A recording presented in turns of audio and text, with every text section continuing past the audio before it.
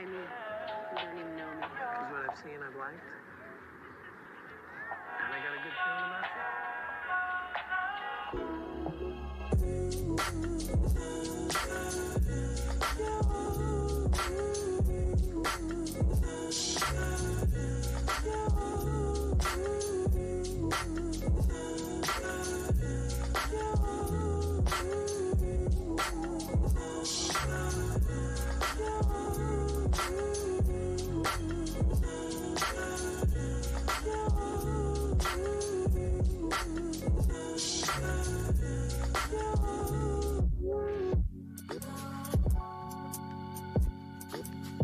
And on the count of three.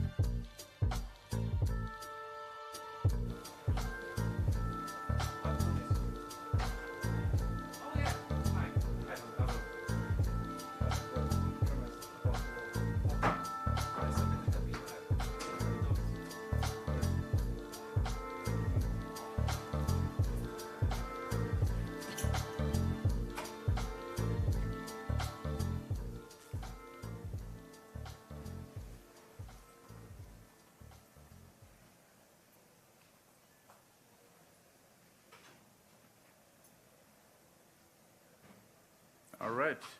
Hello, everyone. My name is Marius, and I'm going to talk about Go Ethereum today. I didn't have much time to prepare my slides, as you can probably see on the side. So I'm just going to wing it, and we're going to go a bit into the code. I'm going to talk a bit about what the different modules of Go Ethereum do.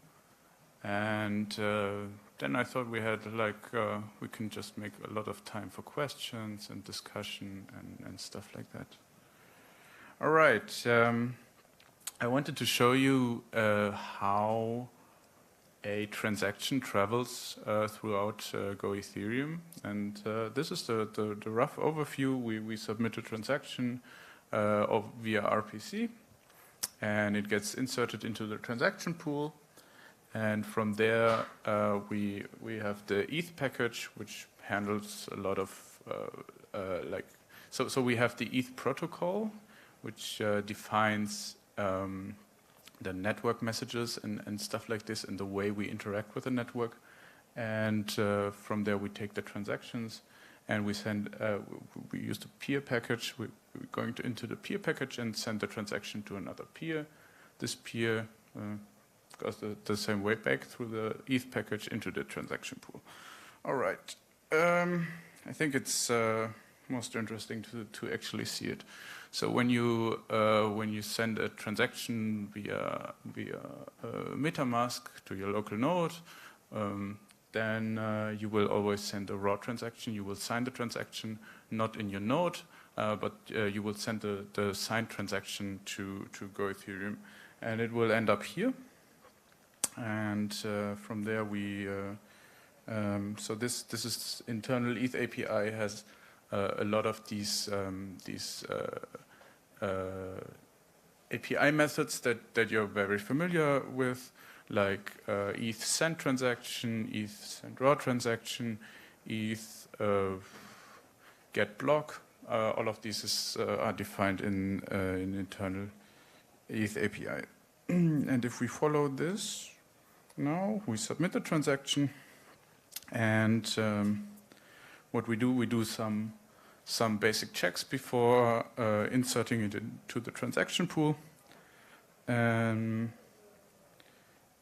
so we check that we have enough fees, and that the fees don't exceed a certain amount, because like we had a lot of people mixing up the value of the fee and the gas price, and so they were sending transactions with like a really high gas price, and then they were complaining, why did I lose so much money? And so we have some extra checks there to make sure that this doesn't happen. And then we go to send transaction. Send transaction is actually in the interface from the transaction pool. So this is implemented by the transaction pool, this interface. And we end up send transaction, send TX, something like this. No, not here. Oh, we end up in the API backend, sorry. Send transaction is in the API backend. The API backend is something that we use for a lot of these APIs, and it's a collection of methods that are useful to have for creating the RPC APIs on top of that. And one of them is send transaction. Send transaction just adds the transaction as a local transaction into the transaction pool. So if we follow this, we come to the transaction pool, add locals, add transactions. So the transaction pool, it has all of the transactions, of course, and we sort them. We sort them by the gas price, and we also have to, with 1559, we have like a two-dimensional gas price. Sorry? Oh, okay. A two-dimensional gas price, and that is it's a bit more complicated how to sort the transactions, because some of the transactions might be valid at a certain base fee. Some of the transactions are not valid at a certain base fee, so we have to continuously update which are the valid transactions, because we built a pending block. The pending block is just the current block that you have, and you pile all of the transactions on top, so that you know roughly how the next block will look like. With the emergence of a lot of this MEV stuff, this pending block is basically useless, and we're trying to get rid of it. The problem is that the pending block is used everywhere, and for example, if you create a transaction, you will need the nonce, right? And if you already send a transaction, to the transaction pool that is not confirmed yet, you will need to know that there's some transaction, so you can increase the nonce once more in order not to replace the transaction. If you send the same transaction, you actually replace it. If you send a different transaction with the same nonce, you actually replace the transaction, but only if certain conditions are met, and the conditions are the max base fee per gas has to be 10% more than from the transaction that you want to replace, and the max tip per gas also has to be 10% more. And there's some discussion about this, if this is actually the right mechanism.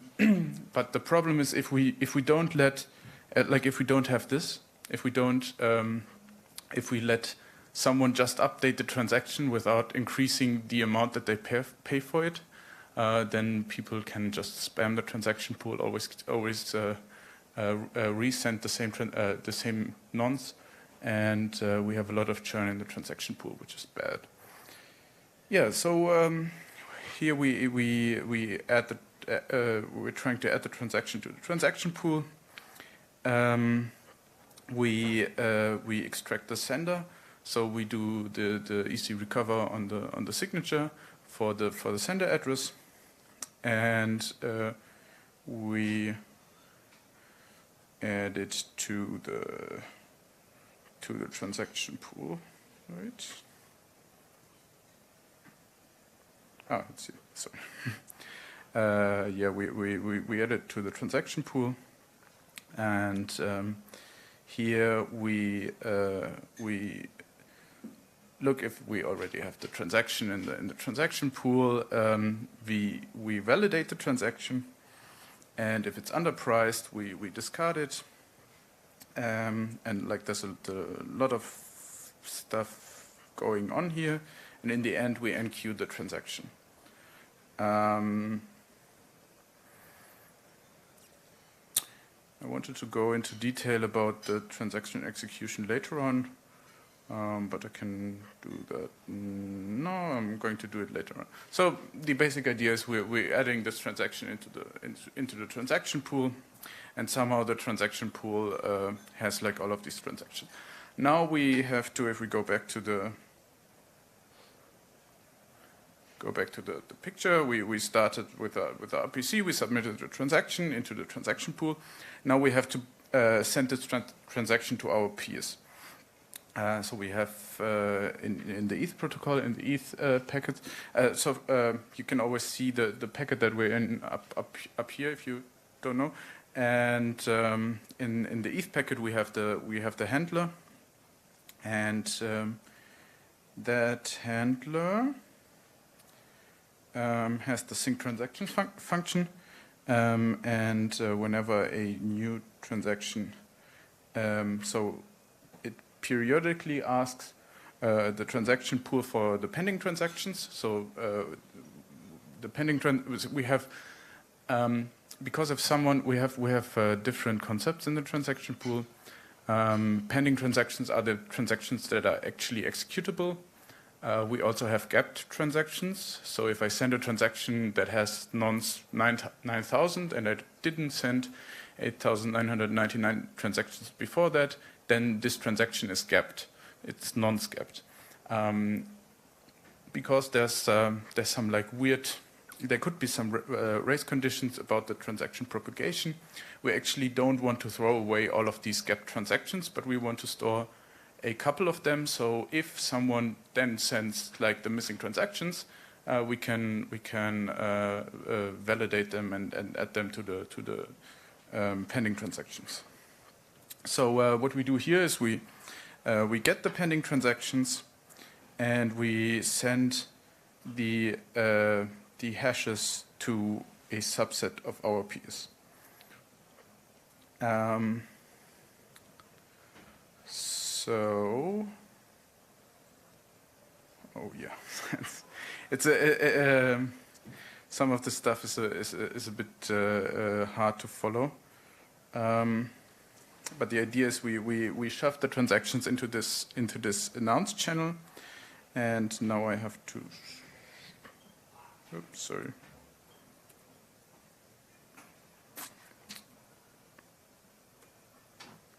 Here we go. I have to look where these transactions are actually ending up. Sorry. Here, yeah, in the broadcast. It's in ETH protocol ETH. Yeah, sometimes the package names in the packages are not really great.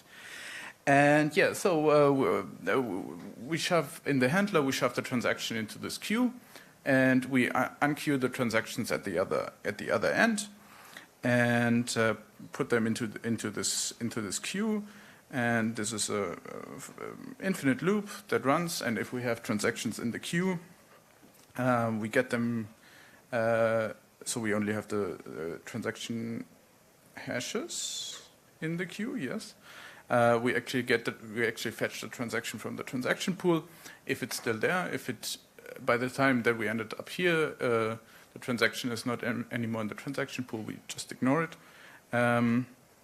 But yeah, we add it to the pending, and we send the pool transaction hashes. And here we go, back where we started. And this actually sends the transaction hashes to our peers. So what we do is we announce, like, there's two different ways that we send transactions. We either send so to a subset of our peers we send the full transactions, and to all peers we send the transaction hashes. And if someone receives a transaction hash that they're curious in, they can fetch it from our node. But we don't want, like, if we were to send our transactions to everyone, there would be extreme like transaction churn and a lot of bandwidth that we don't really need, because you would get all the transactions from every peer at all times, and so we don't want to do this. Yeah, so now we go to the P2P packet, and this just writes the message onto the wire. And yeah, so we managed to push the transaction to the peer. Now we have to go to the other side and actually receive the transaction.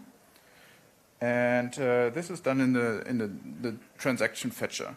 The transaction fetcher initiated here, and we have some loop, yes, and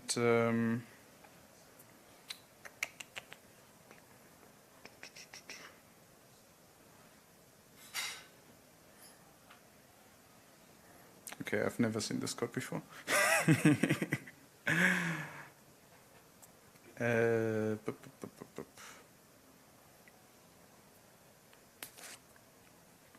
Yeah, so we, oh, that's a timeout, the wait, the notify. Yes, we get a notification of someone sending us transactions, and so we check whether we already got the transaction. We have the announcement from someone else. If not, we actually ask them to send the transaction. So we schedule the fetches, and for each peer we ask them for the transaction, and if they have the transaction, they send it to us, and if we get a transaction, we actually call the add transaction function. No, sorry, add transaction, this one. Okay, no, it's this, sorry. And yeah, so this enqueues the transaction into the transaction pool. So this add transaction function is actually puts them back into the pool, and so we end up in the transaction pool again. We are add remotes. So we also have this concept in the transaction pool. We have the concept of remote transactions. Those are those that we get from our peers. And we have the concept of local transactions. Local transactions are those that we get over the RPC. We have to handle, we want to handle them differently because we don't want to drop our own transactions. So we always say, if you send a transaction over RPC, this transaction will never get dropped. If a transaction from the wire is replaced by something that pays more, then we can drop this transaction. And so we have this notion of local in the transaction pool. Sorry. And yeah, so that's roughly how transaction propagation works. And so the next interesting part is, how do we create a block? So the miner. Any questions to the transaction propagation? Yes. The receiver peers. So how is it working? How is it gossiping the transaction further to other peers? So when I'm receiving a transaction, I'm recognizing I didn't saw this transaction yet, so I'm assuming then I'm just also doing the same thing. I'm forwarding to transaction to other peers. You're forwarding to the square root of your peers, and then you're forwarding the hash to all the other peers. And if you receive a hash, then and you have never seen this transaction hash before, then you ask the peer that sent you this hash for the transaction. Am I forwarding all of the transactions, or do I validate them first? So I have to repeat the question. So the question was if we are forwarding all the transactions, or if we're validating them first and then forwarding. And the answer is we're validating all the transactions before forwarding. So our transaction pool only has valid-looking transactions. So valid-looking means the sender has enough money to cover the transaction cost, and the nonce is roughly what we expect. There might be some other conditions, but I don't know them. I'm quickly going to close the door because there's some sound coming from there. All right, let's get to creating a block. So now we have a lot of transactions in our transaction pool. We are a miner. We want to seal a block. How does this happen? For that, we have to go to the miner package, and the worker. Yes. So in the miner package, there's a lot of stuff going on. The miner is extremely complicated. So I already made sure that we're in the right vicinity. We somehow end up in the commit work function. So, like the miner starts a loop, and whenever a new block comes in, we need to update our work package. So we need to build on top of the block that we just received. And for that, what we do is we prepare the work that generates.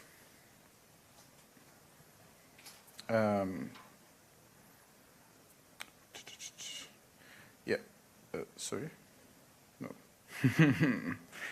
All right, where were we? No, we were in the worker. Yes, commit work. We have to prepare the work. We have to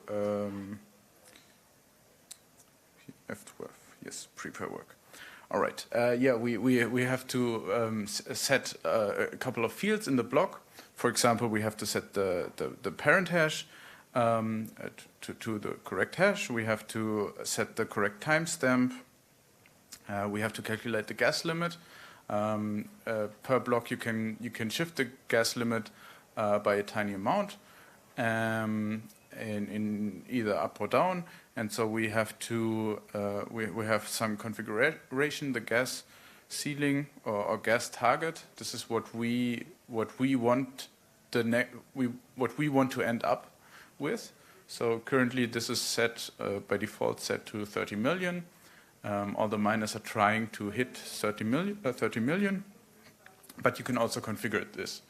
And yeah, so we have to calculate the gas limit. We have to set the coin base.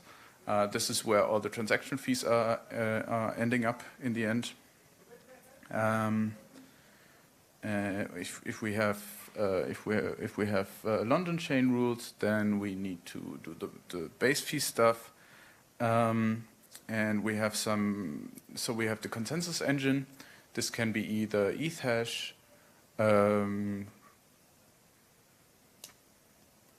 Click, or the new Beacon consensus engine. And we have to make some environment. And so once we prepared the block, we actually need to fill it. So we need to apply the transactions. So what we do is we fetch all the transactions, all the pending transactions from the transaction pool. Pending just takes the transactions that are actually executable. And then we first take the local transactions, order them, and then we take the remote transactions and order them. And then we commit the transaction to the pending block, to the pending work package that we're trying to build. And so what that does is, like, we have to set the gas limit and stuff like this. We calculate the sender again. We prepare the state, and so we have the state database, and we have to set some fields in there so that we can later on query them during the execution of the EVM. And then we call commit transaction, and commit transaction actually does apply transaction. And with apply transaction, we go to the core package. So the core package is responsible for most of the core stuff. The TX pool lives there right now, which is not great. We should move that to its own package. Yeah, so all of the interesting like EVM stuff and is in the core package. So we're in the state processor now. We're creating a new EVM block context, a new EVM, and then we call apply transactions. Apply transaction does apply message, and apply message calls this new state transition.transaction database. And this is where we actually do the execution, or we start the execution of the EVM. So we start the execution of the EVM by doing the pre-check. The pre-check has stuff like get nonce. We verify the nonce. We verify that that's if it's not fake. Yes, we verify that we actually have code there. We verify that the sender is an EOA. This is a pretty new change. Previously, it was theoretically possible to send a transaction from an address that had code deployed. It's not really feasible to do that because you have to find a collision between a code hash and an address that you know the private key for. But if you set code to an address that you know the private key for in the Genesis block, which is possible, then you could end up at some weird state. So we don't want to have transactions originating from a smart contract. Then we have to verify the base fee, and then we have to buy our gas. And buy gas just calculates how much gas we are, the maximum amount of gas that we are going to use in the EVM execution later on. All right, so we did the pre-checks. We have a lot of code here for tracing. You can trace the transaction, you can trace each opcode, you can see which operations are executed, what's the outcome and stuff. So if you see config debug and something with tracer, you can just ignore it. It's not really interesting. And then we check the intrinsic gas. We check whether the sender has enough money. And if we are post Berlin, we prepare the access lists. So in the Berlin hard fork, we changed the rules a bit so that you can provide an optional access lists, and calls to this to the contracts that are in the access lists are cheaper. You can like pre-warm a contract, and we decided that calls to the precompiles, calls to the sender itself, and the recipient should also be warm cost. So the idea was we want to increase the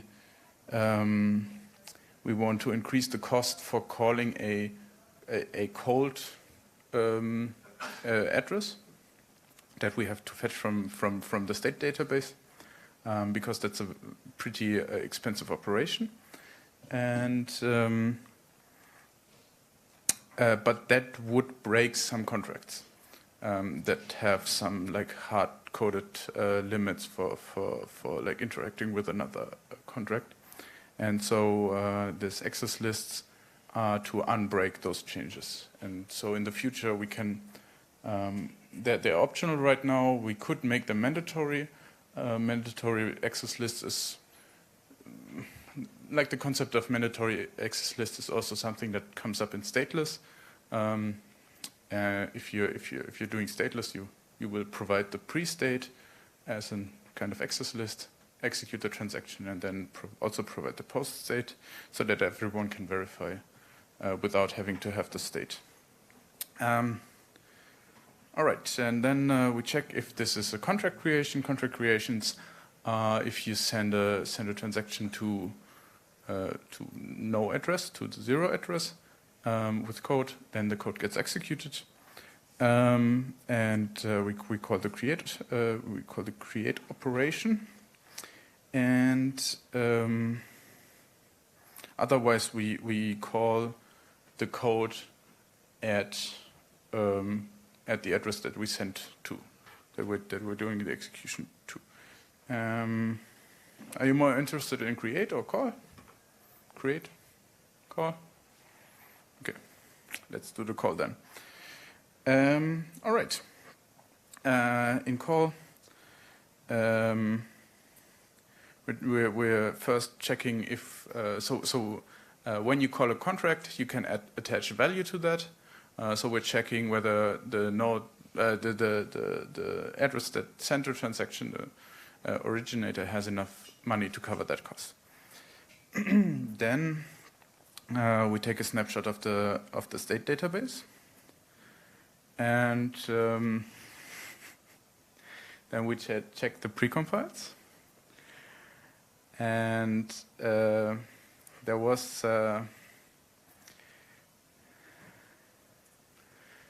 so there's some issue here. I don't know how many people actually know this, but back in the day, you could self-destruct contracts like there was a hard fork after the Shanghai attacks that destructed all the addresses without code, without storage. And the problem was that Vitalik wrote a script to all of this, but unfortunately, and without a balance. Unfortunately, one of the precompiles also didn't have, like, it doesn't have code because it's a precompile. It also doesn't have storage, and it also didn't have a balance. And so he successfully destroyed the precompile. And so this clause actually checks that we don't hit that. All right, then we're doing the transfer. We're just sending the money.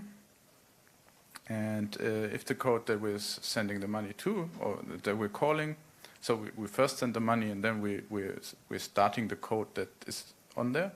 If it's a precompile, we run the precompiled contract. So we in core VM we have the precompiles. Yes.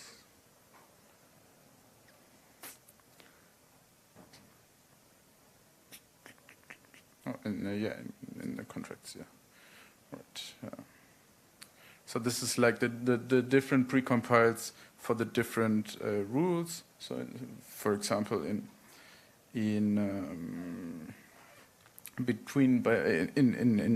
Istanbul, a new precompile was added, the Blake 2F precompile. So it's like that. There's different precompiles depending on the chain rules that we have. And these precompiles have a run function and a required gas function. So this, like, if you want to implement a precompile, you have to fulfill this interface. And for example, the EC recover precompile for the required gas, it's a fixed amount. It's always 3,000, and if you run, it will validate the signature values, makes sure that we're not inputting something really weird, and then does the EC recover of the public key and returns the public key of that signature. And so this is like a pretty nice file. There's a lot of really cool things there, and I like this code a lot. Other than like some of the other code that I showed previously. And yeah, we're in the call again. If it's not a precompile, we get the code of the address that we just called. If there's no code, we're done. Well, not really done, but we're finished for now. If we have code at that address, we have to trigger that code, and so we set the call code. You have 3 different ways of triggering code. You have the call code, some other stuff, a static call. And then you call run on the contract, and run. We fetch. Basically, we fetch in a for loop. We fetch the next operation, and then we look into the jump table to see the program that we have. Program is like what the opcode actually does, and then we execute it. So how does an opcode look like in the EVM? You can see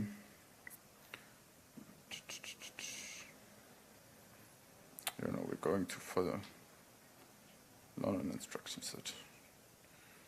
Or we're going for the merge instruction set. You're probably all interested in the merge. Okay, it doesn't do that much Berlin. Istanbul. Okay, here we have some instruction sets where some instructions are actually set. So in Constantinople we had a few new opcodes. We have the shift left, the shift right, the shift arithmetic right, Xcode hash, create 2. And they all have a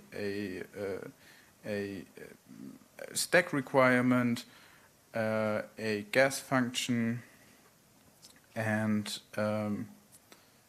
they have a constant gas and a dynamic gas if there's like some dynamic gas. So for some of the operations like add or sub, you like static gas makes sense. Like you're adding two 256-bit elements together.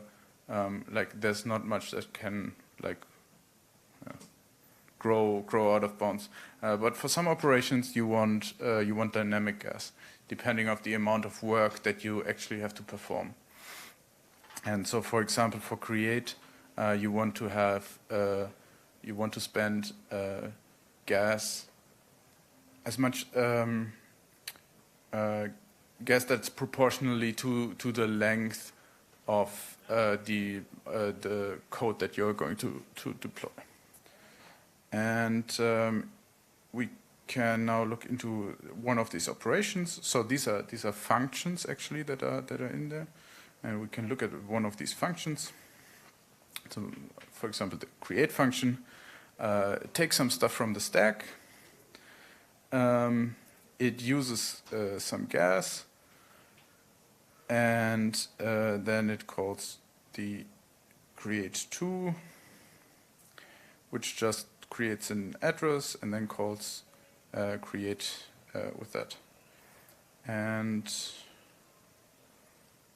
yeah, if we started with the create route, we would have ended up right here. But we wanted to look at call instead.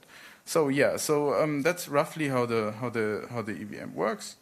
You have these operations, maybe something easy.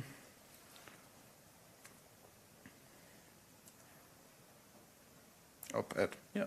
So this is like an easier function in the EVM. You just take two values from the stack, add them together, and that's it.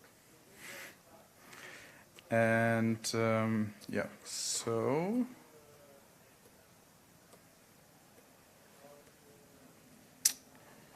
did the precompiles. Yes, and we are back in call. If something happens, so if there's some issue, if the contract reverts in the call, then we have to revert the transactions. And so, if you remember, we took a snapshot before we applied the transactions, and if it reverted, then we have to reload this snapshot and throw away all the modifications that we made to the state database.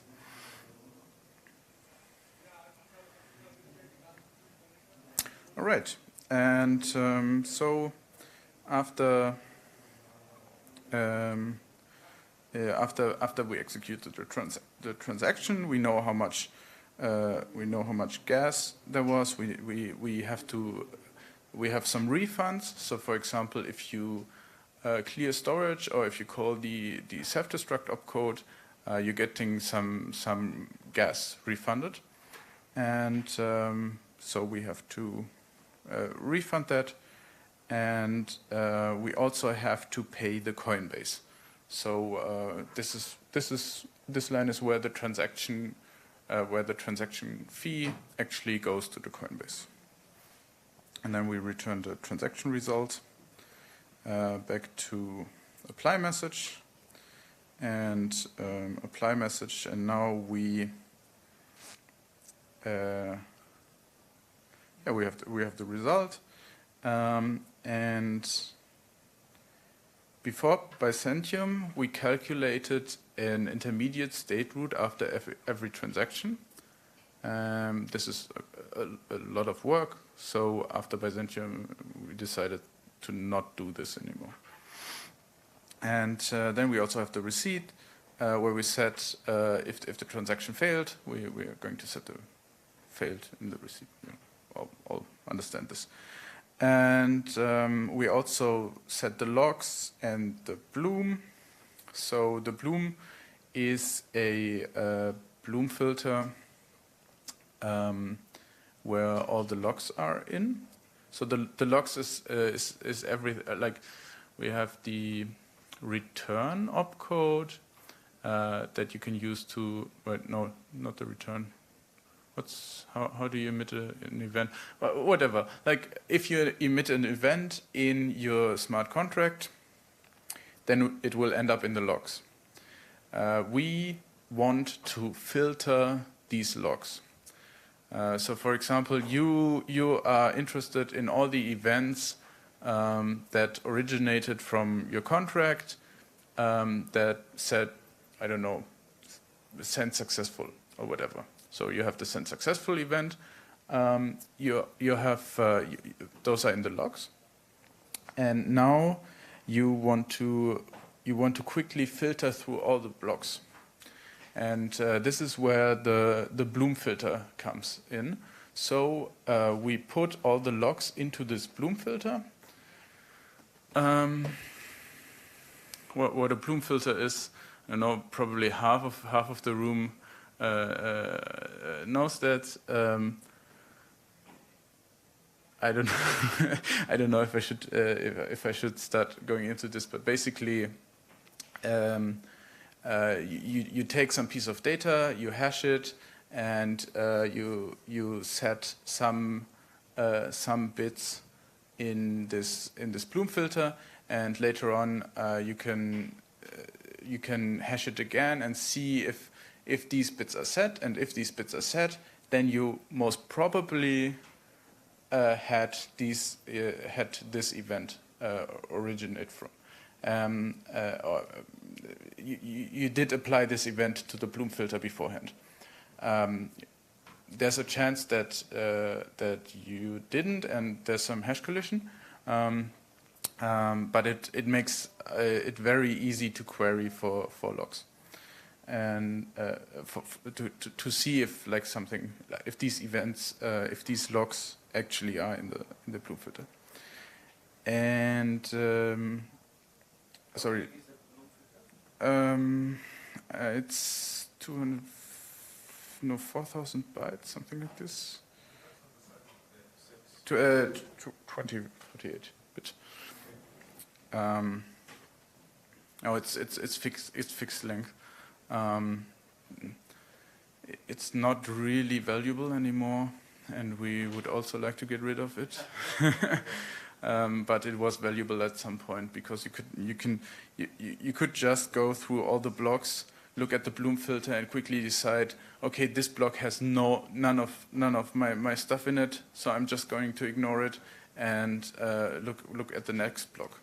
If you actually find something in the bloom filter that looks like what you were looking for, then you need to go into the block, look at the receipts, and see if that was actually what you wanted. And yeah, that's basically it for a apply message. And yeah, we just return the logs from the receipts. And we have some error conditions where we're back in the worker, where we committed the transaction to the pending, where we committed the transaction to the pending block, and now we have built a pending block. We took first of all we set the fields like the parent hash and timestamp and stuff like that. Then we went through all the transactions, applied them one by one, and now we have a valid block. And now we need to actually finalize it, create the proof of work. But I'm unfortunately out of time. So we're going to do that some other time. Thank you very much.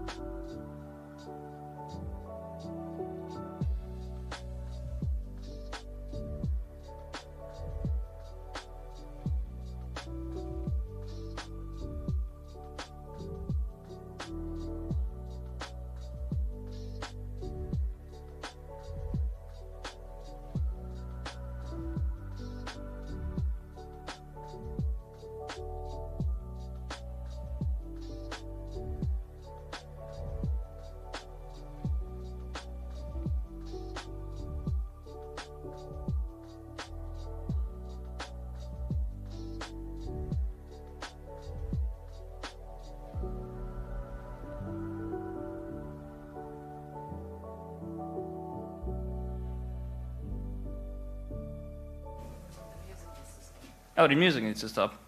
There we go.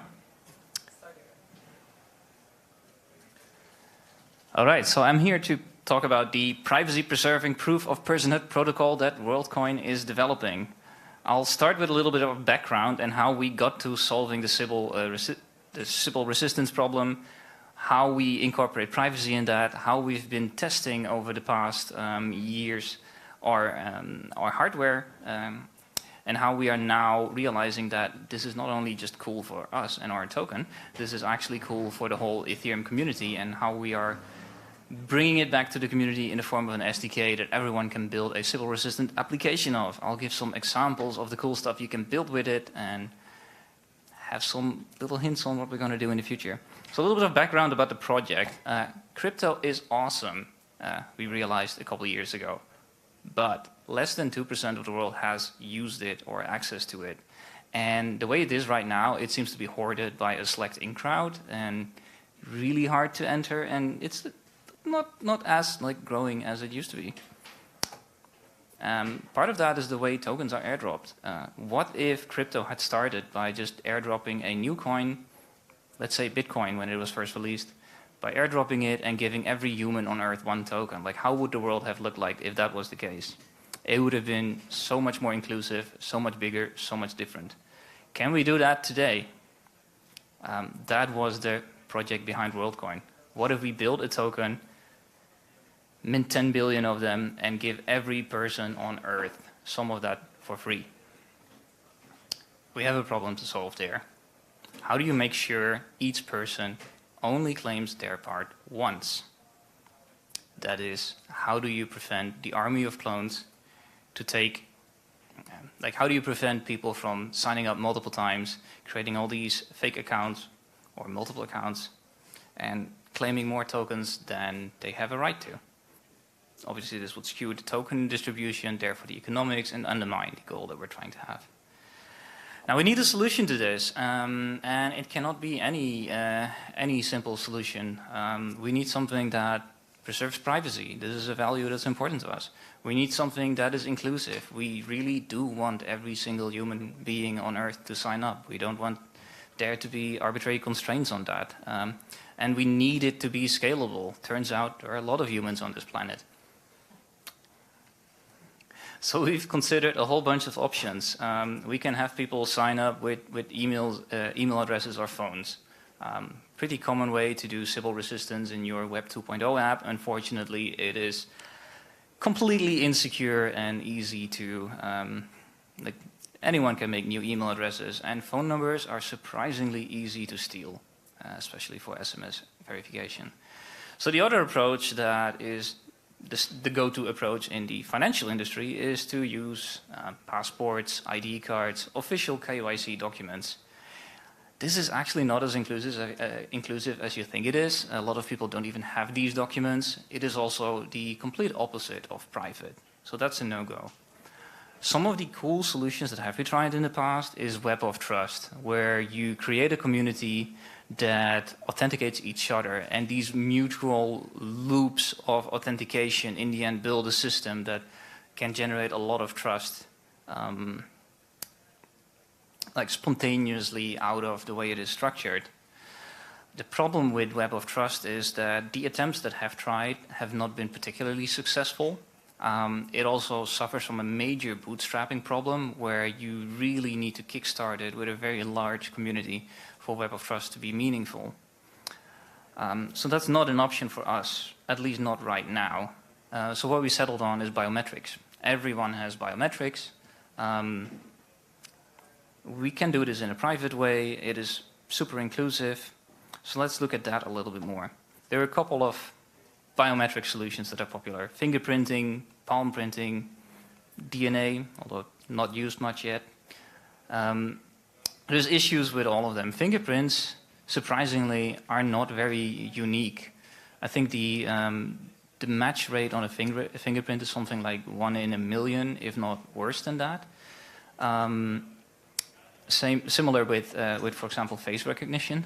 Now, these are good enough to unlock your laptop and unlock your phone, because the attack factor there is you have the real user stored in your system, and you just need to compare whoever you have in front of you right now against this stored representation. So if you have a success chance of, let's say, 1 in 1,000, this is already like a good deterrent. Like an arbitrary person would not be able to get in randomly. The chances are very low. However, for what we're trying to do, we have a much harder problem. We need to compare every new sign-up against every sign-up in the past. This is quadratically worse. you now have to deal with the birthday paradox, for example, which means that the chances of duplicates accidentally matching goes up quadratically with the size of the group. So we need something that is very, very unique, not just fingerprint unique or palm print unique, but much more unique than that. DNA would solve it, but even that actually has a, I think, 0.7% false positive rate due to identical twins. But other than that, there are just no good ways of doing it. Something that does work and can be used conveniently are irises. Every human eye is unique in a very particular way. And you have 2 of them, so that's like double the entropy right there. So irises was the way to go. Then we looked at, okay, so how do we do biometrics on irises? Can we use the phone camera? Well, turns out phone cameras are not nearly good enough to take a high-resolution picture of an iris. It's surprisingly hard optically to take a good high-resolution close-up of something that is so small and so far away realistically. We've looked at off-the-shelf biometric equipment, like for example the clear scanners that you see on airports. They are not very convenient to use. You need to hold your head in some weird goggle. The resolution is surprisingly not that good because, again, they just need to compare yourself against a stored representation. They don't have to deal with the quadratic challenge that we're facing. So we needed to improve on the state of art of irises, and we needed to do that with custom hardware. So fuck my life, there we are. That's a big problem to solve for the team. So one eternity later, and this literally took 2.5 years of development, we now have our biometric device that is capable of Sybil protecting a set of 1 billion human beings. So what does this device do? It makes sure you're real. This is something I think a lot of people don't really grasp. Fingerprints are not really secret. You leave them on every single glass on every restaurant you've ever been to. And a fingerprint alone, like the information contained in a fingerprint, is not what identifies you. It's not what authenticates you. What authenticates you is that you're the only person on Earth, the only human being, that has that exact fingerprint on a real live finger. And it's that last part that is critical. You need to make sure that not only are the biometrics what you expect them to be, you need to make sure that they are actually on a real human being. So that's what the orb does. It makes sure it's looking at a real human being. It looks at your iris, and not like a contact lens that pretends to be an iris or anything like that. And then it takes a picture. It turns that iris into into an embedding, essentially a 100-dimensional vector that can then be compared against others. And it signs that to authenticate that this is now a verified iris code. So a little bit on the hardware itself, because I think it's just very exciting. We'll be open sourcing the hardware soon, so you can actually go through the schematics, go through the design files, go through the firmware, you name it. There's a lot of cool engineering there. It's basically well, there's one right here, actually.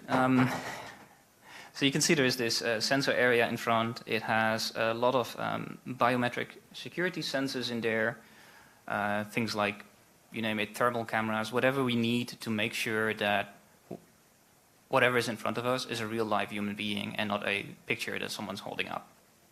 Then there are different rings of LEDs there in different wavelengths. So we can photograph the iris in, I think it's 6 different wavelengths that we're using currently. And that helps us gather even more entropy on the structure there. And then there is the big hole at the top of the little circle there, contains a very high resolution zoom camera with a aimable mirror that can really efficiently track you while you're moving, because we wanted the experience to be smooth. Like, we don't expect people to stand absolutely still. You can just hold it in your hand, and the camera has a focus window that is basically a centimeter-sized cube that it will perfectly track while you're holding the thing in front of you.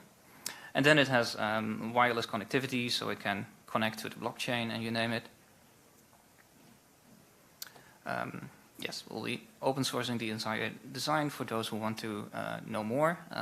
You can also check out like what sort of things we do to further protect the orb itself. But let's talk about privacy a little bit, because so far we've been talking about taking pictures of people. But we do not want to store images. We do not want to store names. We do not want to store contact info. We do not want to store your KYC info. We don't want any of that. So how does that fix? How do we fix that? We're not quite there yet. We have now we have this 100-dimensional iris code, but the naive implementation would just you would basically submit this iris code to the blockchain. It would check if it was already there, and if it wasn't there, it would kind of bless your wallet as being a unique human. But this is not very cool, because now you have an address that is directly tied to an iris code. So like in principle, you could go back to an orb and check if this address belonged to this human. We don't want that. And it only allows you to create one wallet. That's not very nice. Like you should be able to create pseudonyms. You should be able to do a lot of things under your identity, really. So that's where the next step comes in, which is zero-knowledge proofs, using an anonymity protocol called Semaphore.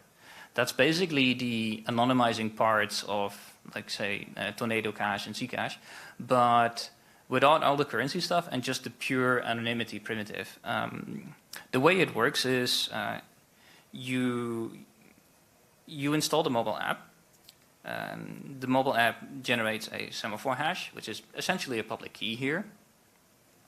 You show the public key, well, the wallet stores the private key. The public key gets shown as a QR. You walk up to an orb. You show the QR code to an orb. Now the orb knows the public key, your public key.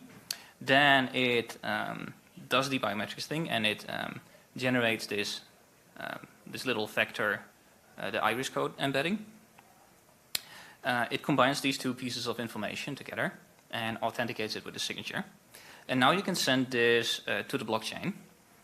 And when the blockchain verifies that it hasn't seen a matching pair of eyes before, it will add the public key to a big Merkle tree.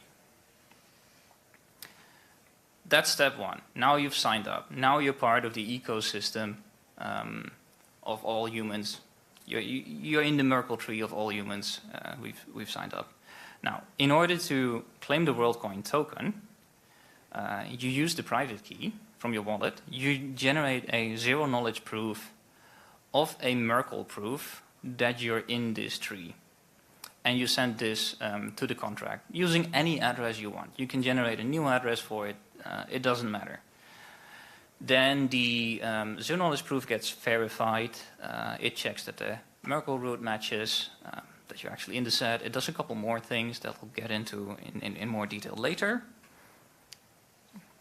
And then you receive your WorldCoin tokens in your wallet address. And there is, due to the zero-knowledge proof layer, there is like no connection between the original iris code that you use to sign up and the wallet that you receive this token in. At best, you can say that, yes, this was someone who was in this set of users, but that's the end of it. So we have our privacy back. Like the only information that is ever attached to the iris code is that they're now a member of the set of users. And you can really learn nothing else from this data. So that's awesome. It sounds like we have our technological solution ready. We have our hardware developed. We have our blockchain parts solved. We have our privacy. We have our scalability. We have everything. So we started testing this project. We've built some prototype orbs. We've been going to several different countries around the world to see how people receive it. We've been doing field trials in 25 countries, pretty much uniformly, randomly distributed over the world, just to see how people respond to receiving a crypto token just based on the fact that they're human. Like the original thesis, like what if we actually airdrop a token on all humans? And the responses have been like very exciting and overwhelmingly positive. It really depends. It depends on where people are in rural communities in developing countries. People just like the fact that they're included in the financial fabric. They have historically been excluded. They don't really have access to banking. Like the unbanked definitely exist, and there's definitely a benefit in helping them with technology like this, but also in like European cities, a lot of people are excited about being onboarded into crypto. Like they've heard of it, they're interested in it, but they don't have a good way of being included in it yet. And the orb, the process of sign up and the token drop is a really great way to onboard new users. We also needed to know how well this scales, like how many of these orbs do we actually need, how quickly can we sign up 1 billion users. So we've been running an experiment in Chile with at most 3 orbs at a given time. There's a whole model around how these orbs are distributed, how people can bid on renting an orb and how they get rewarded then for signing people up and so on. And local people even tend to start small businesses around that. So at the end, I think there were about 30 plus people active in Chile helping people sign up. And we had an average weekly sign-up rate of 1,500 each week, up to 2,000. Mostly limited by some constraints of the early prototype hardware. So as we improved the hardware, the sign-up rates actually went up. And the latest orbs are really efficient. Like you can really quickly sign up large groups of people. Yeah, this is actually a cool picture of how you can see how the orb developed along the way. Well, what's interesting is that in the early iterations, there were actually 2 cameras that were looking at each eye individually. And as we got better at the optics and the aiming part of the optics, it turns out that we can do with just one very good camera and just keep switching it between both eyes quickly. Like the tracking became that good. So the field trials went almost better than expected, really. Like given the small number of orbs, prototype orbs we currently have, we managed to sign up 500,000 people in the last couple of months. And currently we are switching our orbs to mass production. So we have about, I think, 30 orbs now that are in the field for the field trials.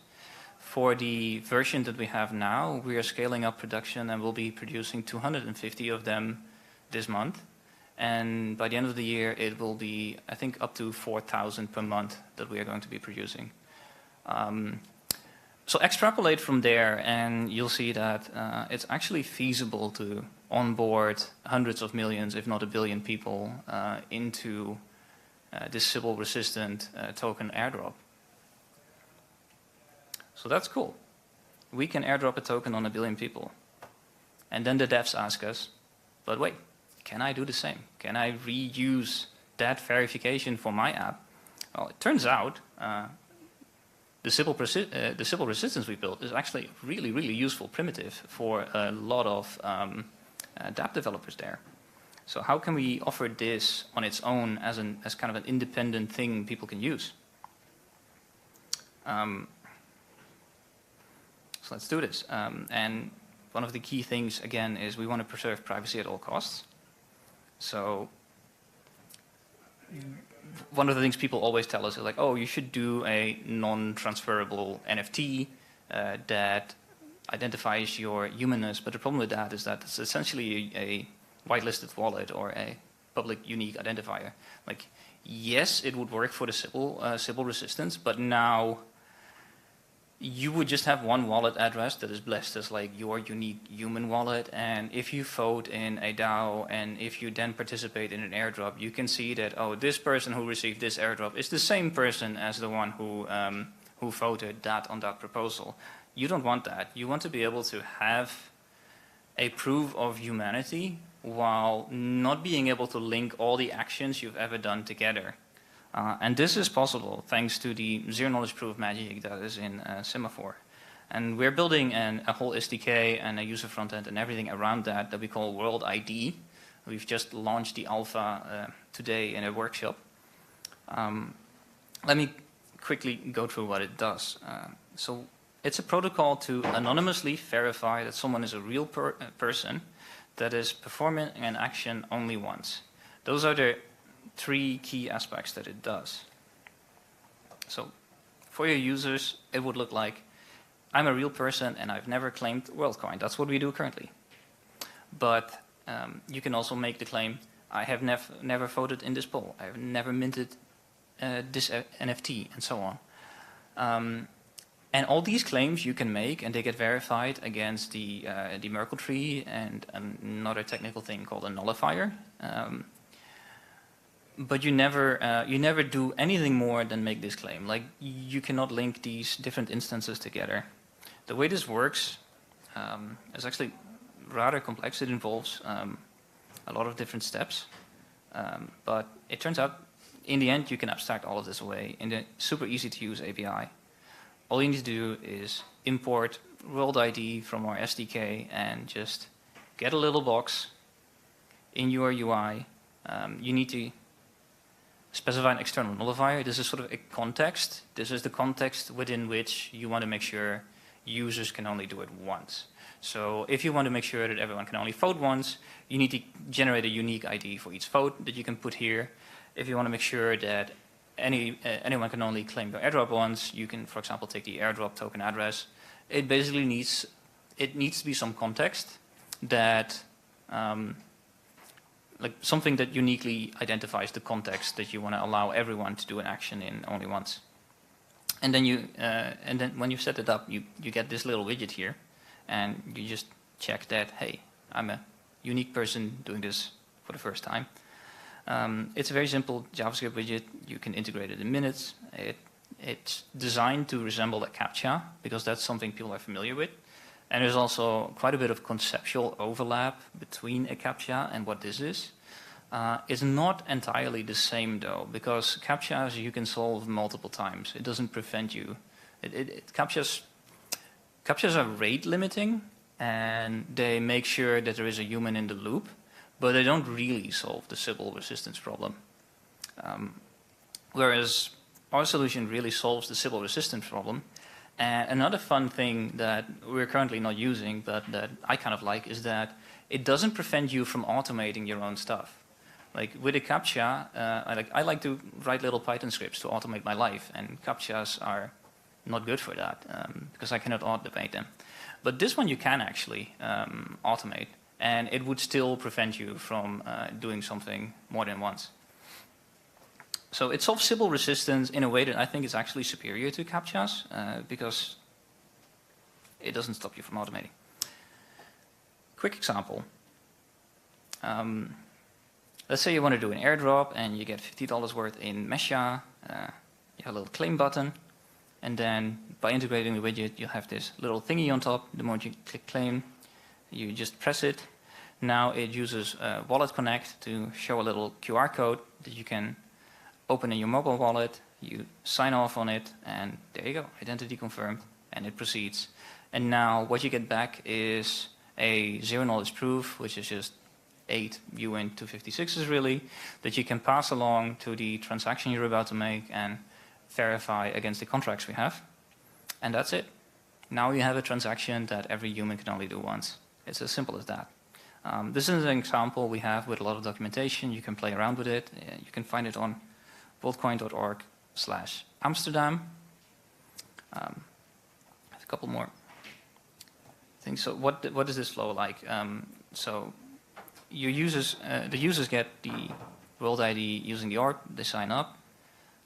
You as a developer, you integrate the World ID widget in your DApp.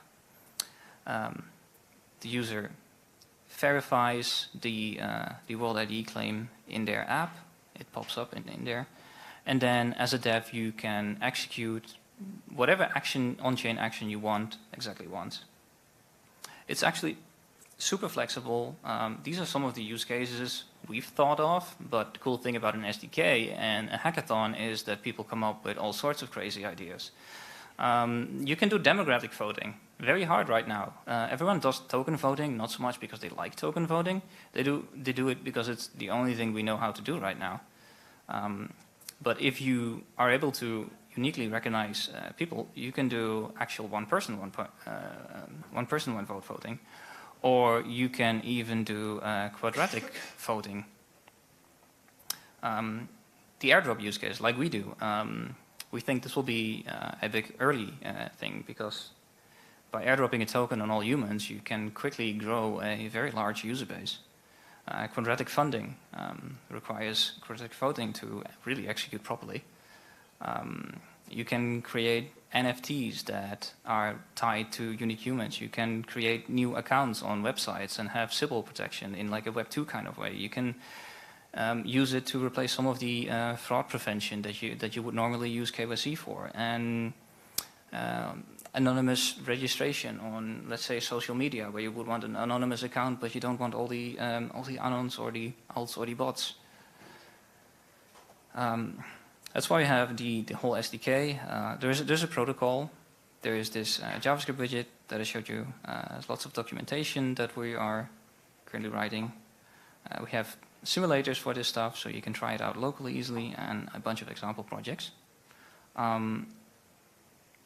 We have a Discord if you want to chat about ideas, get some feedback, get some help with your projects. I want to do a big shout out to the Semaphore project, whose open source solution we use to get the anonymity right. Another project that's cool that we've been developing is Hubble. Hubble is a layer 2. It's less well known, but it's basically an optimistic transfer-only rollup which uses BLS signature aggregation.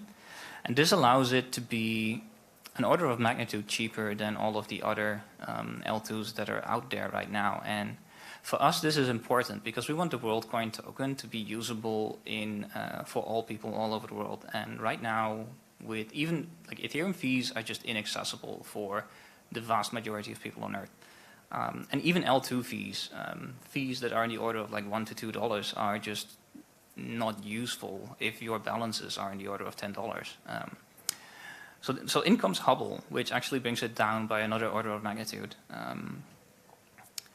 And we've been developing an open source sequencer for that in Go that is high performance, that can actually handle the transaction volumes of that many people. So yeah, that's another cool project that we're building on. Semaphore, as it is currently, and as we're using it currently, it does a lot of stuff on-chain, and it does a lot of, like every sign-up and every claim currently requires an independent interaction with the smart contract, which costs 400,000 gas to just do the verification bit. Obviously, that doesn't scale very well. For example, for voting use cases, you don't really want an economic hurdle that prevents participation. So for voting, it's important that you really get the cost down. So for Semaphore, we're working on an L2 style, like an L2-ish solution. It's basically just a sequencer that can do batching and aggregating of these transactions, and then use a recursive proof to submit all of this at once, and you will be able to check multiple claims, multiple people in one transaction at a fixed cost. All of this is open source. We've actually last week we did a big post on why open source is important to us, how we are planning to open source things. It turns out open sourcing hardware is still relatively new and kind of difficult in some ways. Like for example, some of the optics has drivers that have proprietary source code that we're not allowed to share, so that part unfortunately won't be open sourcing immediately. We also don't really want to help people create better surveillance hardware, so we decided to open source the ORP hardware under a license that specifically forbids any surveillance or privacy invading use case. Fortunately, irises kind of suck for surveillance purposes. It's much more cost effective to use face recognition because you can do it at a distance without active participation. If you want to get someone's irises, like honestly, it's hard enough to get a good image of even someone's irises with their active participation. So there's like this nice consent element to it that I kind of enjoy.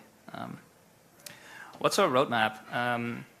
So yeah, we're working on batched CKP submissions. If you're excited about working on recursive snarks, then definitely hit me up. We have a lot of fun stuff to do there. We're working on a SDK for mobile apps. If you're not having a web app, but you would be able to integrate it in your mobile wallets. multi-chain support. We'll be constructing the Merkle tree itself on Ethereum L1 because of the extra security it provides. But the SDK we can deploy on any EVM compatible chain easily, and you will be able to use it on Polygon or Optimism or your favorite chain. What else is there? So there's this concept of signals in the zero-knowledge proofs. I can quickly go into that. That's basically, for an airdrop, you just need to claim that you haven't done it before. But if you want to implement something like voting, you not only need to prove that you haven't done it before, you also need to prove that this is the thing you want to vote for. So there's this extra piece of data that can be attached to the proofs, which we call a signal.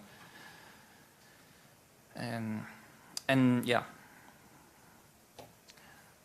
the roadmap. So we're currently in an alpha. We have our first proof of concepts of all this technology. We have our technological roadmap. We have the hardware done, so now it's kind of the blockchain side of things that we're developing out. And it's a fast-moving space, so we'll probably adjust as we go along. For example, Hubble, the L2 that we're using. I'm kind of hoping that the other L2s will adopt signature aggregation either through BLS or zero-knowledge proofs, and then we can do away with our own L2 and just be nicely on Polygon with our token. In the summer, we'll start actively signing up users at a fast pace using the mass production hardware. And we will be iterating on the earlier projects that want to build on our SDK. And late summer, we'll be just opening it up for everyone to use for whatever they want to. So that's what World ID is. Solve Sybil resistance at scale in a way that preserves privacy, anonymity, is very self-custodial. You have your own wallets. It's essentially no different from other wallet management, other than that your public key is registered in a special way. It's fully open source. You could even build your own wallet implementation if you wanted to. Easy to use and implement. And like I said, we're opening all of this up. We're trying to release as much of the source code as we can. We're trying to reach out to the communities we use, like Semaphore, contribute back. Basically, be good citizens of like the Ethereum ecosystem. And yeah, that's the end of the talk. We still have about 5 minutes left, so I want to open it for any Q&A. I have this microphone to pass around. So I had a quick question about what's your approach to dealing with collusion? Like either people getting together and just getting a bunch of votes together, like scanning a bunch of eyes together, but really kind of doing it under one person, or buying votes later off of the people who have scanned it and things like that. Does it kind of make sense? Yes, there is all sorts of fraud mechanisms that we've thought of, and that also we saw in the field trials. That's why we did them, to just see how people respond to it. In general, any kind of imposter attack we feel like we've covered. So yes, you need an actual human being to sign up. When it comes to selling your wallet, what we're working on is being able to reclaim your wallet by just re-signing up again. So yes, if you signed up and you participated in an airdrop and then you sell your wallet, then yes, that token will be sold. But like that is the self-custody aspect of crypto. If you sell your token, it's someone else's. But you cannot really buy someone's identity reliably, because this person can just claim it back at any point in the future. Got it, thanks.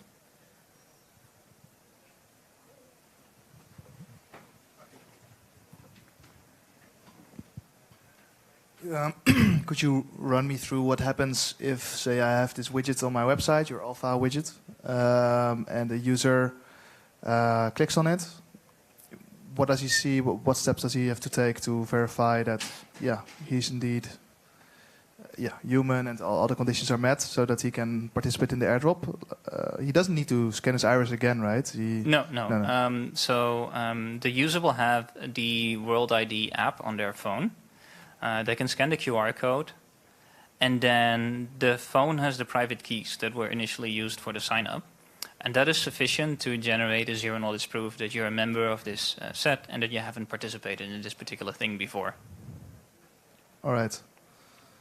So yeah, the use case grows as more people get onboarded by scanning their irises, right? Like, this solution does work, but as you noted in the beginning of your presentation, reason why most people use KYC right now is because everybody has a passport and everybody can participate, right? That's maybe the bottleneck with the orb. That not everybody it's a bold is. claim to assume that everyone has a passport. That's definitely not the case globally. Oh, okay.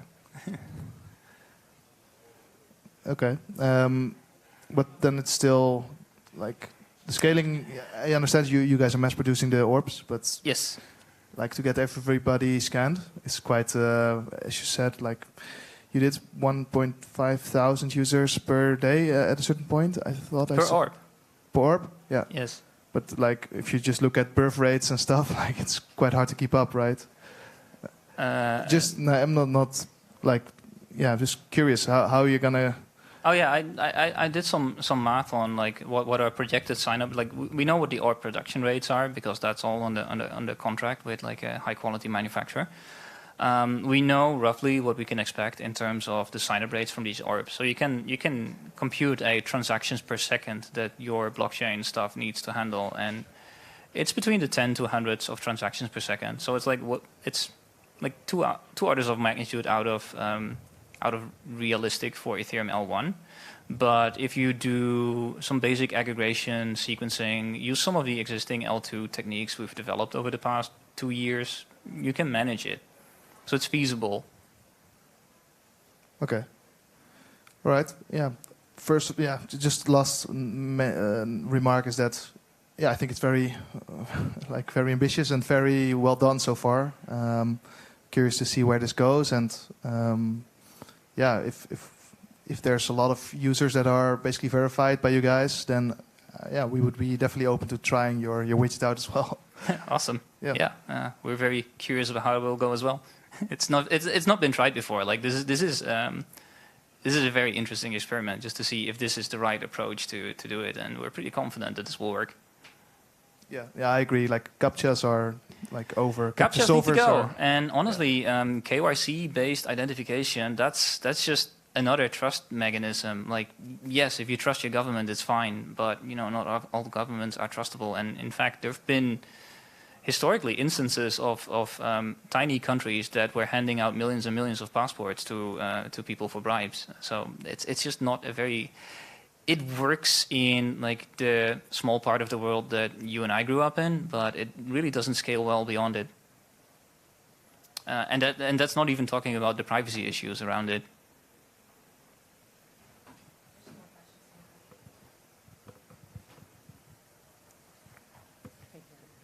So that was an excellent presentation. Thank you for sharing that. I thought it was very concise and clear.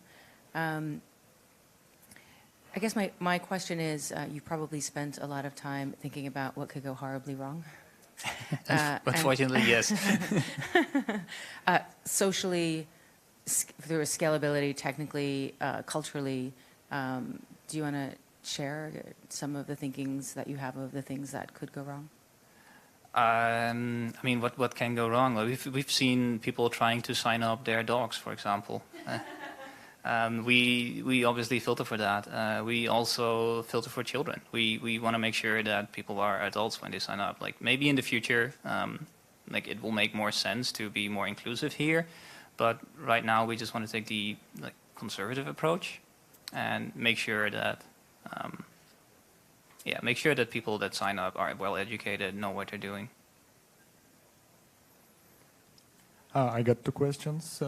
First is link to mobile, which is kind of sounds like a weak point because you can lose mobile. You can someone can if they still mobile, they can still mobile because like once you're signed up.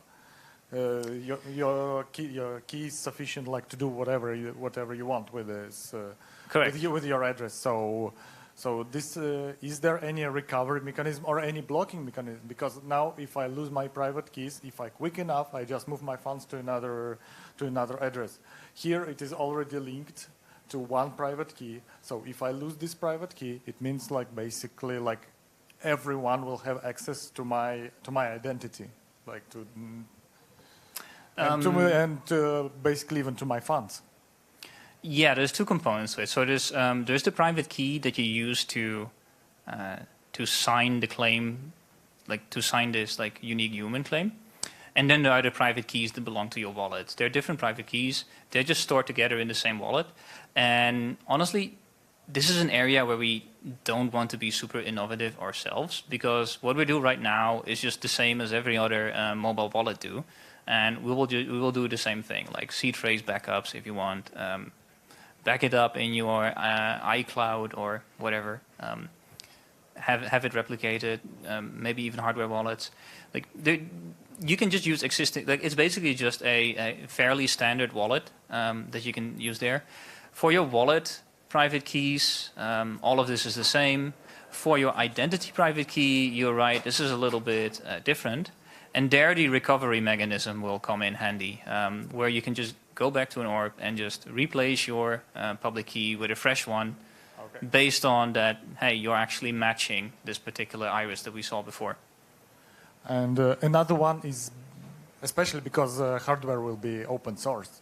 So like when I do scan myself, I actually have no way to prove that that this is legit hardware, that it's not actually stealing my data, that it's not copying me and like sending to everyone or whatever. Like, I mean, I don't have any way to verify what's going on inside the orb, actually. And this is the traditional hardware wallet problem. Yeah. Still unsolved. We're open to ideas. We think open sourcing is a good step in this direction. Auditing the supply chains would be another important thing we can do here. I have some fun ideas on how you can create a little bit more self-custody around this. But yeah, we're running out of time, so we can talk about that outside of the meeting. All right, I think it's time for our next speaker, so I'm open to...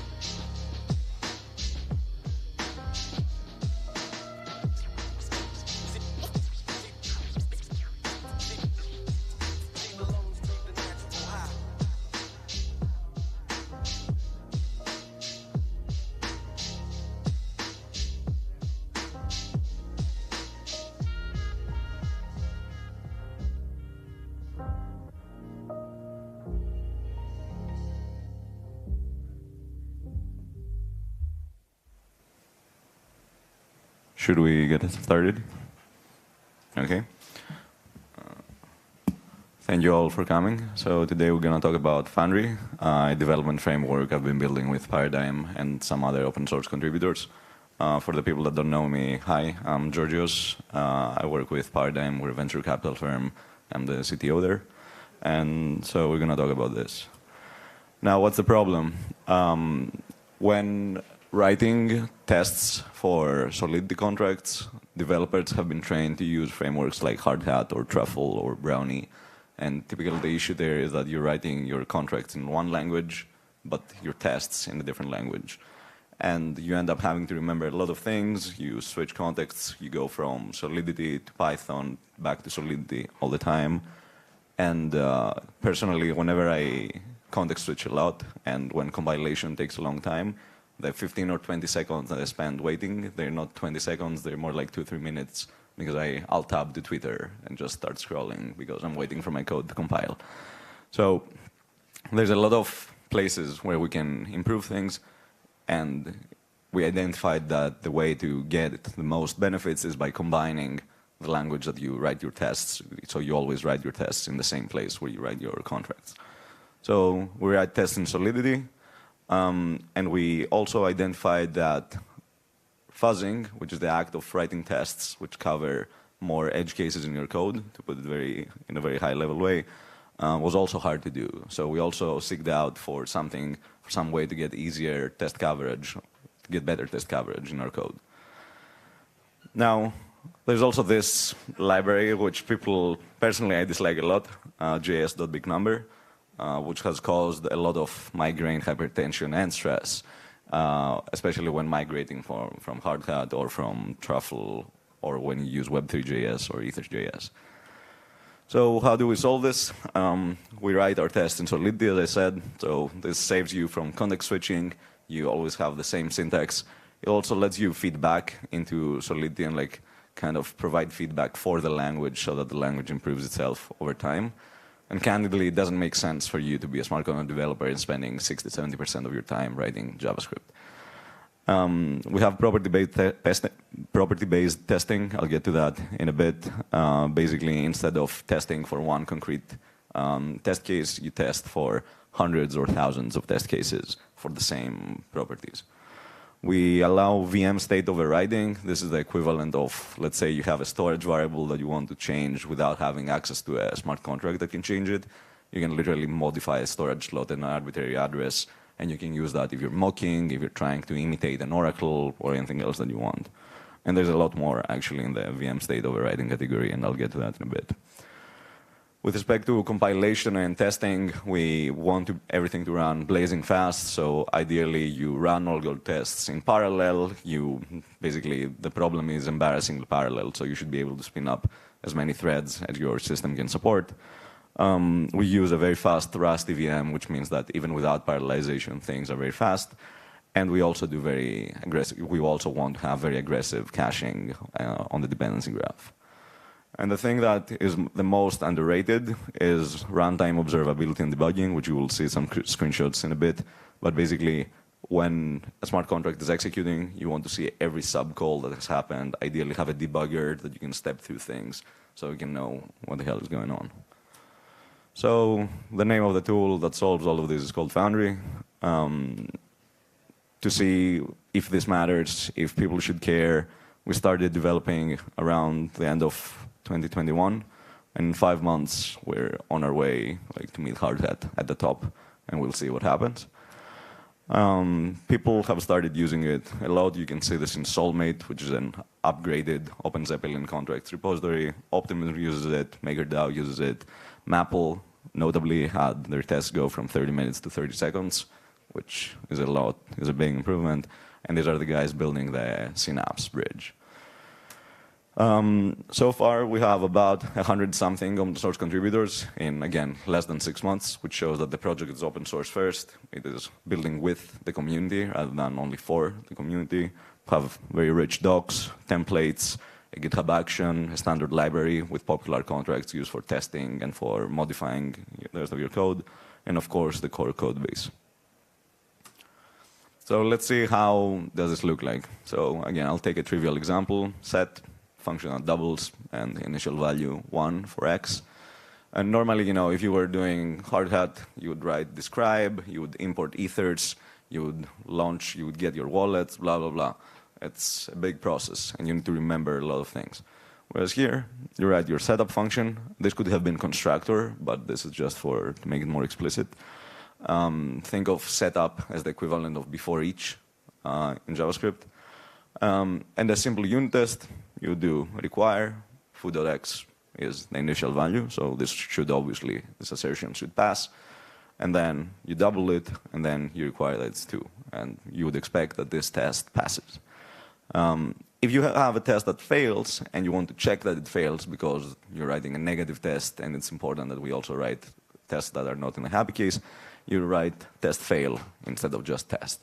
And it would expect a revert to happen, and if a revert doesn't happen, then it will actually show test failed, because it was hoping to fail.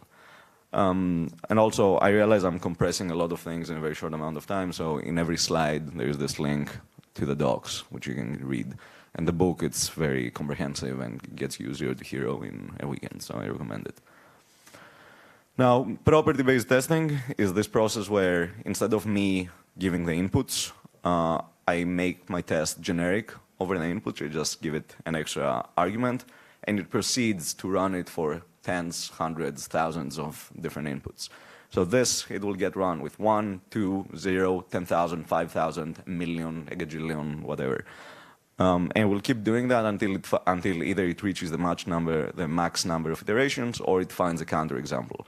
And if it finds a counterexample, it gives me the input, which found the counterexample. And then I can write a unit test for it and guarantee that the bug that was found during the fuzzing process, it is never encountered again. And you can obviously see that this is extra important when building math libraries, like in all of DeFi. Because let's say there's a rounding error. Let's say you have a division by 0. Let's say there could be any kind of edge case in hyper-optimized math. So ideally, you want to test as much as possible the properties. Now, VM state overrides, it gets back to the point that I made earlier about being able to hook into the VM. Basically, in hardhat, whenever you want to do some state override, you would send an RPC request called hardhat_something. One example is impersonate account, another is set code, another is set storage. Here, instead of doing it over RPC with specialized calls, we have a cheat code, which we call it, which lives at this specific address. And this is for historical reasons, because Foundry was developed after a tool called DAppTools, which was before it, and they also had it the same address. So the way that this works is that you have your contract, and you define this, you define the interface. You would import the interface typically from the standard library that I mentioned. You would instantiate it at the cheat code address, and then you have access to all the cheat codes. And I have the cheat codes here, and you can take a look at them. But this very simple cheat code called warp, and again, for extra context, these are all MakerDAO inspired names. That's why they're like 3, 4, 5 letters with like very mimetic, let's say, naming. And you can see here that you can do vm.warp number, and we'll override the timestamp to whatever value you want. Now this, for anyone that has tested governance contracts using Compound, was a big pain in the ass because you had to mine like thousands of blocks to advance 2 or 3 days in the future. And there's another cheat code called roll, where you do vm.roll, and you can skip to whatever block you need without waiting like a minute for 40,000 RPC requests to go through for mining 40,000 blocks. So take this and imagine that there's like 30 cheat codes like this, which let you plug into any kind of VM state. And it starts to get very, very powerful. The compilation pipeline is the fastest in the industry. We beat hardhat consistently on all benchmarks and across OpenZeppelin contracts and V3 core, Uniswap V3 core. We see that the more caching involved, the more they converge into the same value.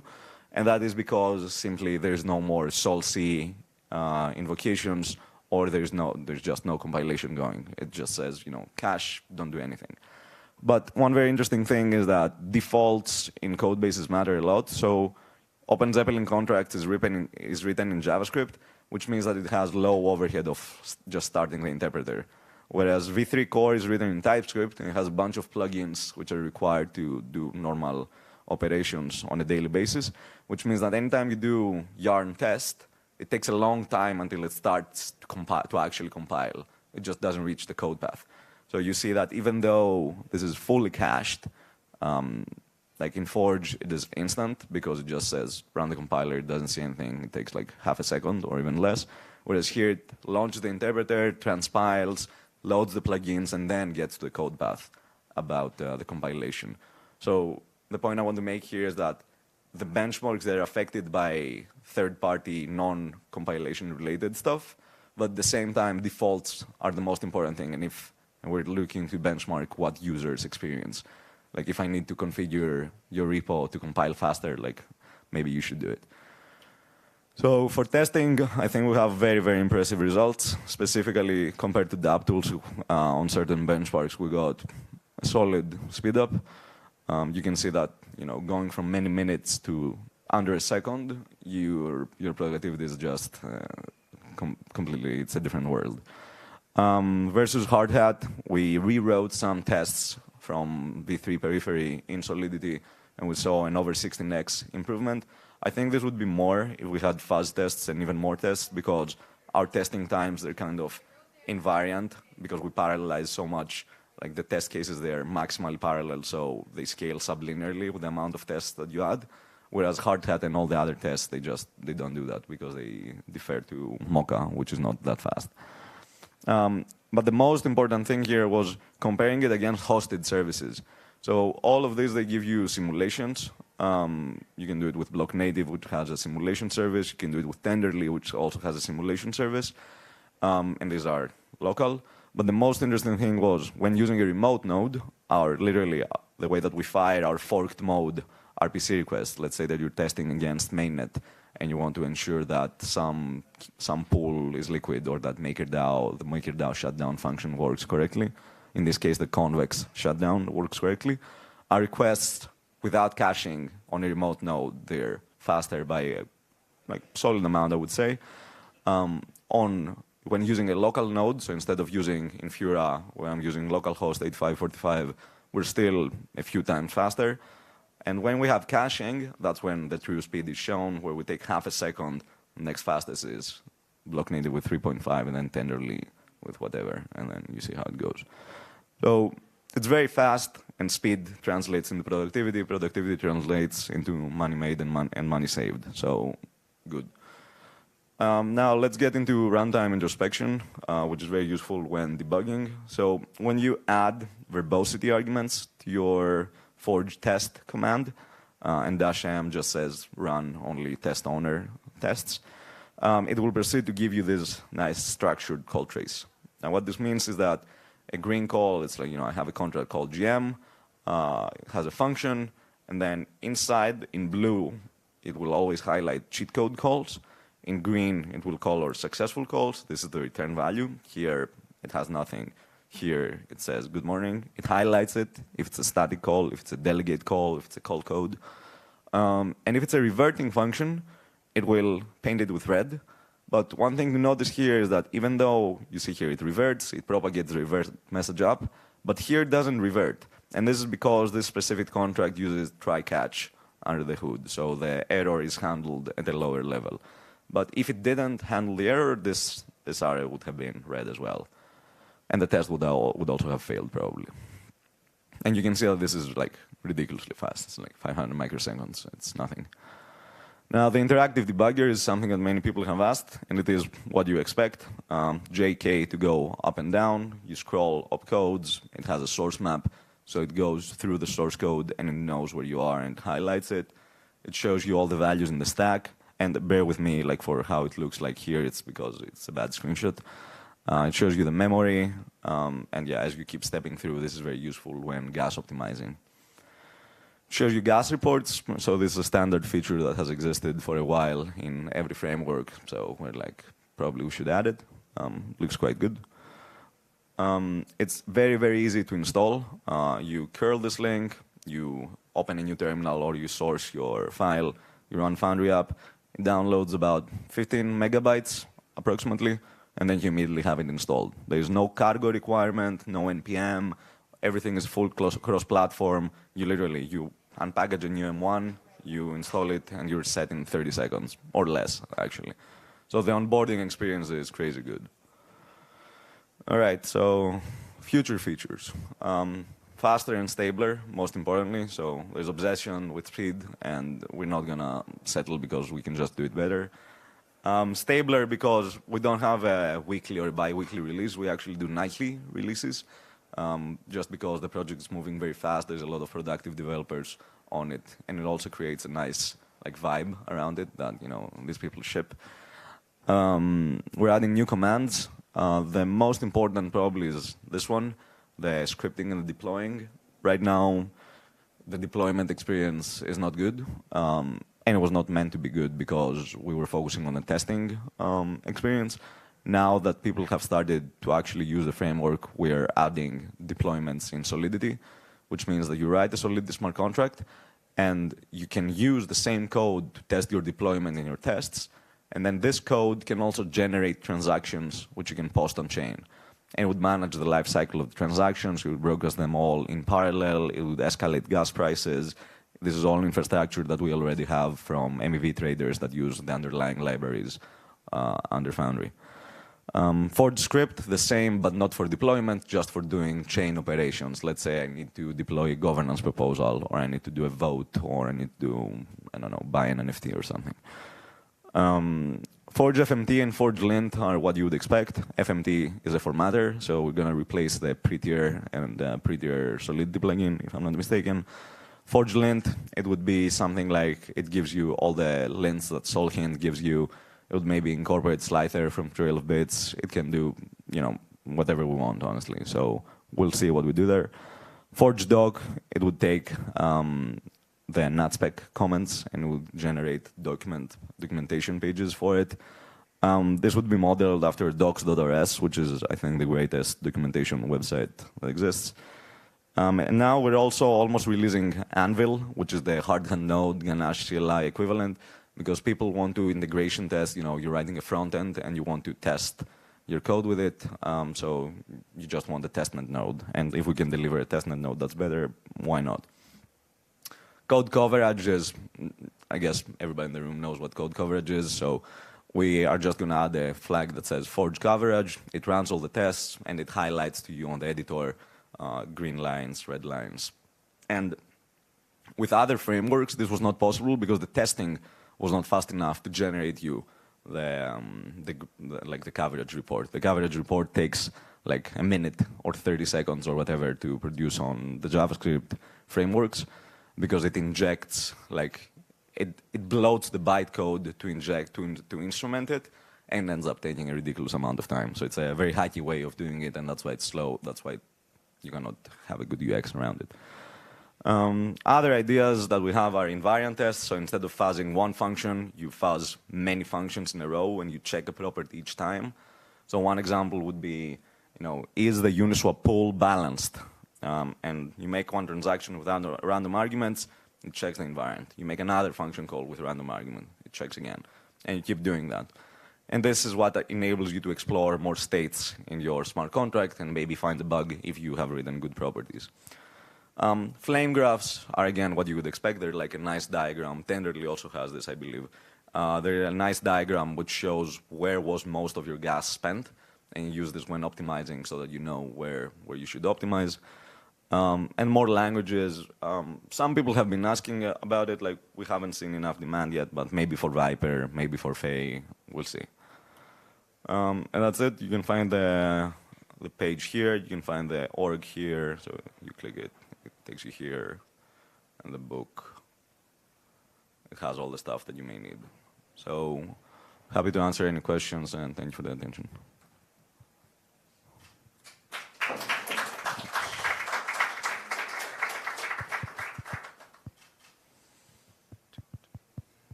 Yeah.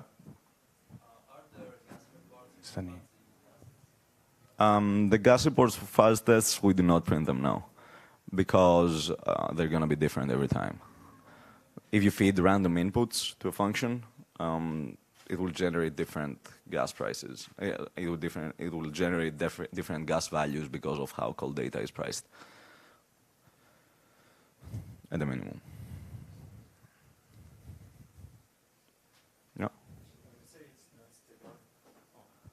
When you say that you want it stabler because you're shipping every night, is it dramatic change or just a small change? I mean, I think it's stable enough, but like, if it's released every night, there can be a bug that goes through.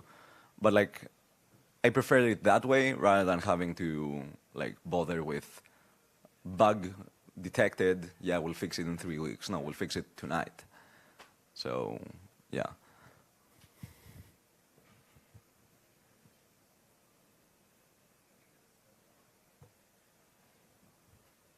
Yeah. You mentioned support for other languages. Yeah, so you mentioned possibly adding support for other languages such as Viper or Fey. Has there been any consideration to add support for something like Cairo? Yeah, we've talked about Foundry, Starknet, but it requires more work because we also need a different VM. So we need a Rust Cairo VM. There is one, but it's not there yet. So if we get a VM, then writing bindings to compiler is easy, now that we've done it once. And then it's a matter of putting the two together. But like Foundry is not that complex of software. Like if you have a VM and the compilation pipeline, they get combined. But the VM and the compilation pipeline individually can get complex. So if somebody gets us a Rust VM, like it should be easy. Thank you. And again, we do the same techniques: instrument the VM, call traces, like.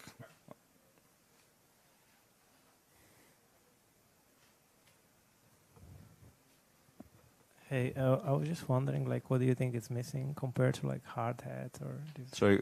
Compared to like hard hat. Compared to on what axis? Just like in terms of like dev tools, if you think like about anything that is available on maybe. I mean, we Hard Hat. built it to give you a better experience than hard hat. So in my view, you know, faster, easier to install, no context switching. I think there's a world where both exist, right? Obviously, and right now you can have a repo which is a hybrid of the two. You can have both JavaScript and what do you call it? And Solidity tests. Like if you go to this, is this visible? Yeah. If you go to this contracts, you see how like it still has all the JavaScript tests that Uniswap has. But if you go to contracts, Foundry tests, you see the tests here. And just to give you an example, you know, when you test libraries, for example, just to give you an example of the UX improvement, you know how you need to write a wrapper contract, which is a library test, and then deploy that, and it's like a bunch of like boilerplate that you don't want. Here, you're in Solidity, you just import the library, and it just runs it. And it's like, it looks really clean, in my view. No helper libraries, no nothing. So it's quite easy to keep both aside. But I think what most teams I've seen do is that they add Foundry, and they start migrating some tests or new functionality. I think there was one on the back.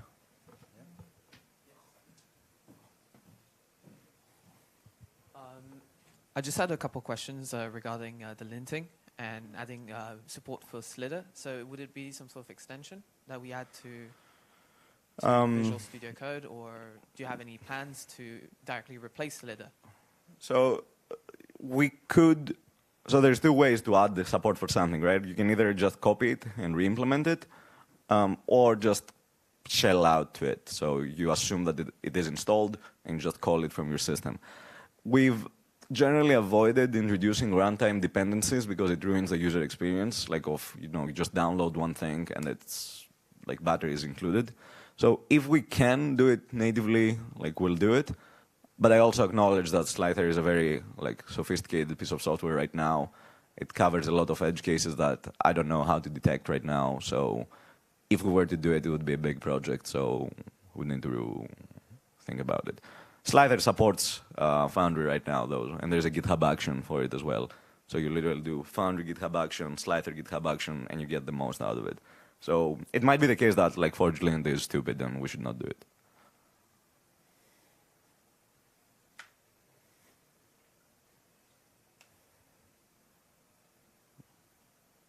All right.